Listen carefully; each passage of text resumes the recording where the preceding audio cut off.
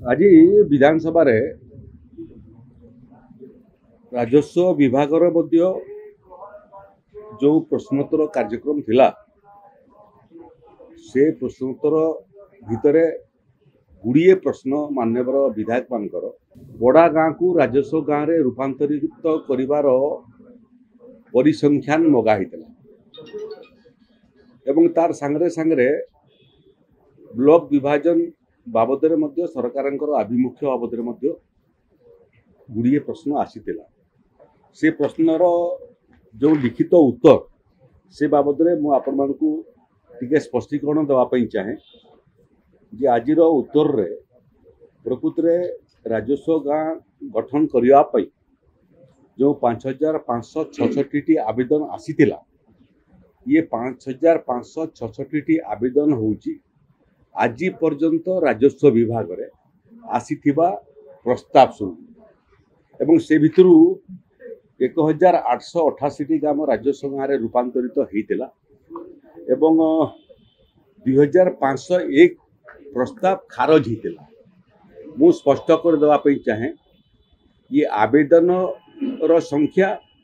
एवं खारज रो संख्या चलित सरकारंकर अमल रे हेई नाही आगुरु प्रकृत रे जो मापदंड थिला राजस्व गाँ करिवा पई सेतिरे गाँव रो लोक संख्या 250 हेतिबो मूल गाँ ठारू 500 मीटर दूर रे थिबो गाँ रे गोचर जमी स्वतंत्र भाव रे थिबो एवं गाँ रे कम्युनाल लैंड कहले श्मशान स्वतंत्र भाव रे थिबो से जो मापदंड थिला से मापदंड को कोहल कराही केवल आज दिन में दुईटा मापदंड बड़ा गाँ जोटा राजस्व गाँ पे आवेदन होती तार लोक संख्या 250 हेतिबो अति कम रे एवं मूल राजस्व गाँ ठारू अति कम रे 500 मीटर दूर रे थिबो से क्रम रे नुआ सरकार मोहन माझी सरकार हला परे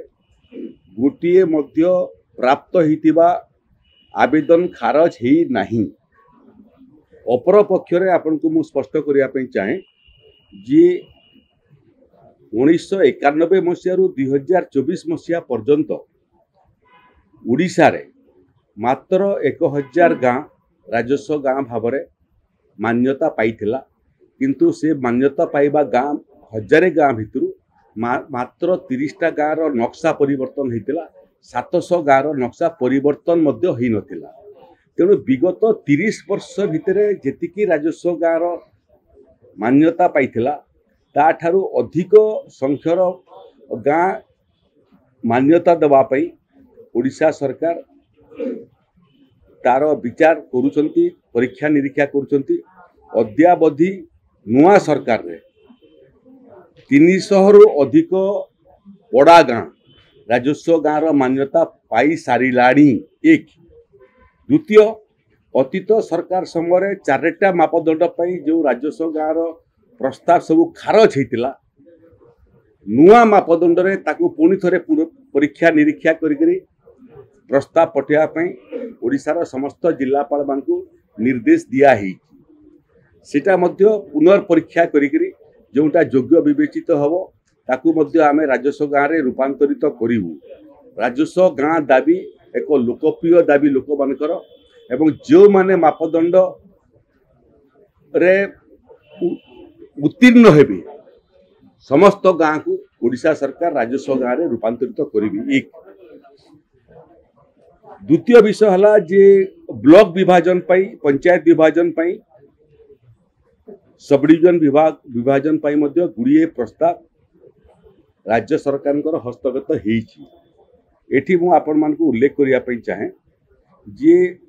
हमर देश रे शेष जनगणना 2011 मसीह रे हितला प्रति 10 वर्ष रे थरे जनगणना हुए किंतु 2021 मसीह रे कोरोना आसीबा कारणरू देश रे जनगणना प्रक्रिया स्थगित हो गला एवं 2022-23 पर्यंत ये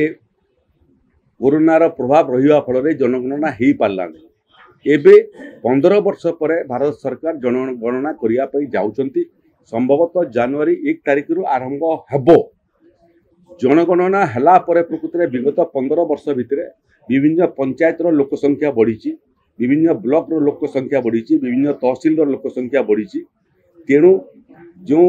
प्रस्ताव सब आसी नुआ तहसिल करने कि नुआ ब्लॉक गठन करने कि नुआ पंचायत गठन करने कि नुआ सब डिविजन गठन करने जनगणना 2026 समाप्त हला परे एवं विभिन्न अंचल जनसंख्या जानला परे